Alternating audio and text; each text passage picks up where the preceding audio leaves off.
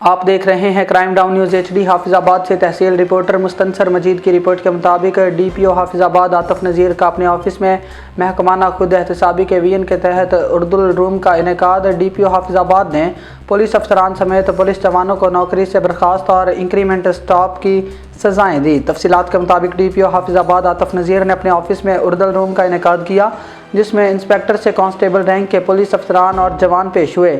DPO حافظ آباد نے 4 پولیس افسران کو نوکری سے برخاست اور 2 پولیس افسران کو انکریمنٹ اسٹاپ کی سزائیں دی۔ اس موقع پر DPO حافظ آباد کا کہنا تھا کہ محکمانہ نظم و ضبط پر کسی قسم کا سمجھوتہ نہیں کیا جائے گا۔ ایماندار، فرض شناس اور عوام دوست پولیس ملازمین کی ہر سطح پر حوصلہ افزائی کی جائے گی، جبکہ غفلت برتنے یا اختیارات سے تجاوزات کرنے والے اہلکاروں کے خلاف سخت محکمانہ کارروائی کی جائے گی۔ عوام کو انصاف کی فراہمی اور پولیس کے ساکھ کو بہتر بنانے کے لیے خود احتسابی کا عمل مزید مؤثر بنایا جائے گا۔ اب تک کے لیے اتنا ہی۔ مزید نیوز اور اپڈیٹس کے لیے دیکھتے رہیں کرائم ڈاؤن نیوز۔ اللہ حافظ۔